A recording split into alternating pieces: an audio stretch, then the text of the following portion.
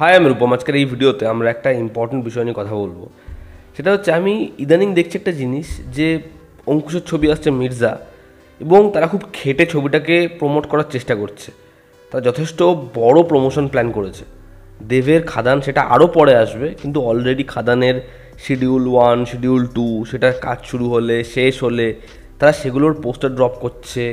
অডিয়েন্সের মধ্যে সেটা নিয়ে ক্রেজ রয়েছে, এবং যদি অডিয়েন্স কোনো প্রোমো বানায়, অডিয়েন্স কোনো ভিডিও বানায়, কোনো স্পুফ বানায় বা কোনো কিছু রিক্রিয়েট করে, সেটা দেব হোক, অঙ্কুশ হোক, দেবের টিম হোক, তারা শেয়ার করছে তারা কতটা প্রমোশনে ইনভলভ। এবং এটা পরিষ্কার যে আমরা হিন্দি ছবির সাথে সাউথের ছবির সাথে যতই কম্পিটিশন সারা বছর করি না কেন, তাদের একটা ছবি রিলিজ করার আগে 2 সপ্তাহ আগে, 1 সপ্তাহ আগে, 3 সপ্তাহ আগে ট্রেলার আনলো, তার আগে কিছু আনলো না, সেটা তাদের জন্য এনাফ। তাদের মার্কেটটা অনেক বড়, তাদের ছবি লোকে প্রতিনিয়ত দেখছে, তাদের অডিয়েন্স কমছে না, কমে যাচ্ছে না অডিয়েন্স, ঠিক আছে। কিন্তু বাংলা ইন্ডাস্ট্রি যে জায়গাটায় গিয়ে দাঁড়িয়েছে, যেরকমভাবে যে কজন লোক ছবি দেখতে যায়, যে কটা ছবি ভালো চলছে, সেই ছবিগুলো একটা ফর্মুলা মেনটেন করে চলছে। পার্টিকুলার কিছু হাউসের কিছু ছবি চলছে, কিন্তু এই যে অ্যাকশন জনরা বা মেইন স্ট্রিম ছবির আবার রিভাইভ হওয়া, এটা তো আমাদের এখানে রিসেন্ট টাইমসে কোনো ট্র্যাক রেকর্ড নেই বা কোনো ফলাফল দেখে সেটা করছে এমনও নয়। তো এটাকে আবার তাদের করতে হবে, অডিয়েন্সের ট্রাস্টটাকে আবার গেইন করতে হবে। সেই চেষ্টাটাই দেব, অঙ্কুশ এরা করছে, এবং এটা দেখে খুব ভালো লাগছে। তারা এরকম একটা হেভি প্রমোশন প্ল্যান করেছে, যেটার জন্য আমি পার্সোনালি নিজে থেকে খুব খুশি। কিন্তু অপরদিকে জিতের একটা ছবি আসছে বুমার্যাং। এবার সেই ছবিটার কোনো প্রমোশনই যেন হচ্ছে না। তাদের ছবিটার অলরেডি বড় করে প্রমোশন শুরু করে দেওয়া উচিত ছিল, কিন্তু হচ্ছে না। এর মধ্যে অঙ্কুশের এতগুলো পোস্টার চলে এলো, টিজার চলে এলো, তারা এতগুলো ইন্টারভিউজ দিল, ছবি নিয়ে এত পরিমাণে কথা বলতে চায়, ইন্টারাকশন করতে চায়, বাট জিৎ যেন এই বিষয়ের মধ্যে নেই। আমি মানলাম তার স্ট্র্যাটেজি সম্পূর্ণ আলাদা, কিন্তু যদি সে এরকমভাবে প্রোমো, ছবির টিজার, পোস্টার এগুলোকে না আনে বা একদম রিলিজের দোরগোড়ায় তারা আনে, তাহলে কিন্তু এটা ওয়ার্ক করবে না। এবার আপনারা অনেকেই বলতে পারেন এই ছবিটা যেহেতু অ্যাকশন ফিল্ম নয়, সে কারণে হয়তো সে এরকম করছে। ভেবে দেখুন, গত বছরে তার ছবি এসেছিল মানুষ ছবিটারও তারা কিন্তু বড় করে প্রমোশন করেনি। জাস্ট রিলিজের আগে তারা হুট করে পোস্টার আনলো, অ্যানাউন্সমেন্ট করে দিল, তারপর একটা করে গান আসলো, ছবি চলে আসলো। শুধুমাত্র ছবিটা আনাই বা মেইন স্ট্রিম ছবি করাই, সেটাই কিন্তু সবথেকে বড় কথা নয়। অডিয়েন্সের কাছে সেটা পৌঁছে দেওয়া, এটা আমার মনে হয় সবথেকে বড় দায়িত্ব। তার কারণ তারা এটা আশা করছে যে অডিয়েন্স ছবিটা দেখতে আসবে।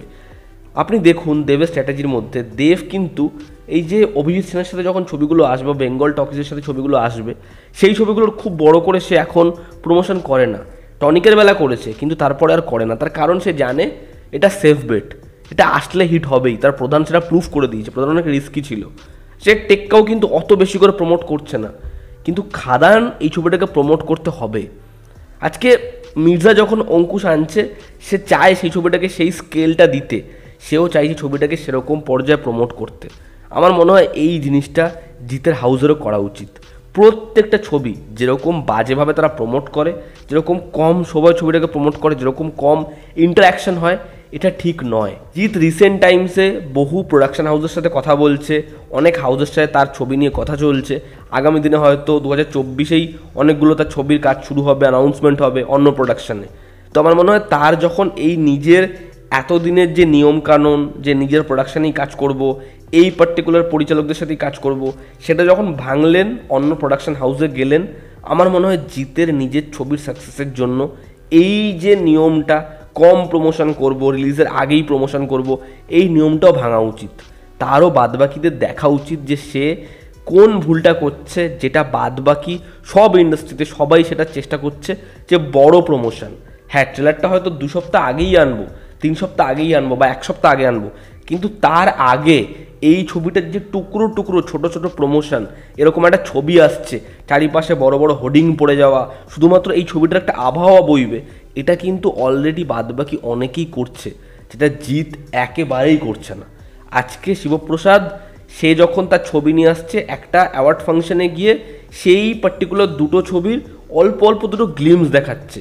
তা দাবাড়ু হোক, আমার বস হোক, তো তারা এইভাবে প্রমোট করে দিচ্ছে। কিন্তু সেই প্রোডাকশন হাউস, সেই প্রডিউসার, তাদের তো এমনি অডিয়েন্স আছে, কিন্তু তারা কতটা সিরিয়াস যে এই অ্যাওয়ার্ড শোটা কোথায় টেলিকাস্ট হবে?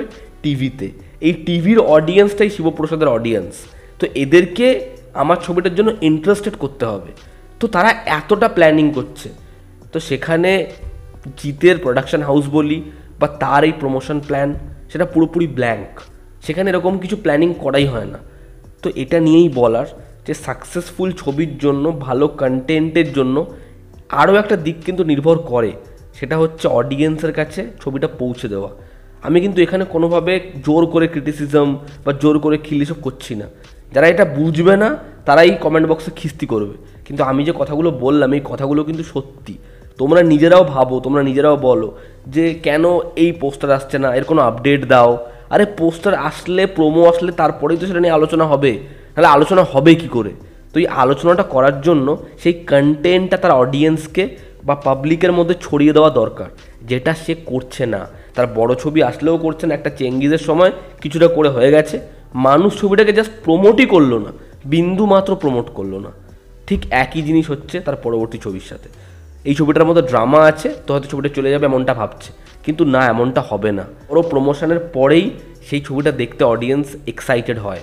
হিন্দি ছবি 1 সপ্তাহ আগে ট্রেলার এনেছে, 2 সপ্তাহ আগে ট্রেলার এনেছে, সব ছবি পাঠান হবে না, সব ছবির ক্রেজ জওয়ানের মতো হবে না, সব ছবি অ্যানিমেলের মতো কামাবে না। এবং তারাও কিন্তু হিন্দিতেও ট্রাই করেছে এই বিষয়টা, সব ছবির ক্ষেত্রে সেটা ওয়ার্কও করেনি। তো আমার মনে হয় প্রমোশন প্ল্যান জিতের করা উচিত, যেরকমভাবে অঙ্কুশ, দেব এরা তাদের পুরোপুরি স্ট্র্যাটেজিতে পরিবর্তন এনেছে বড় ছবির ক্ষেত্রে, এটা জিতের করা উচিত, এটাই আমার মনে হয়। এটাতে তোমাদেরকে অপিনিয়ন জানাবে। এই ছিল আজকের ভিডিও, ভালো লাগলে লাইক করো, শেয়ার করো, সাবস্ক্রাইব করো। আবার দেখা হচ্ছে, জানো তো আমাদের পাশে আছে। Love you all, staff, bye, take care.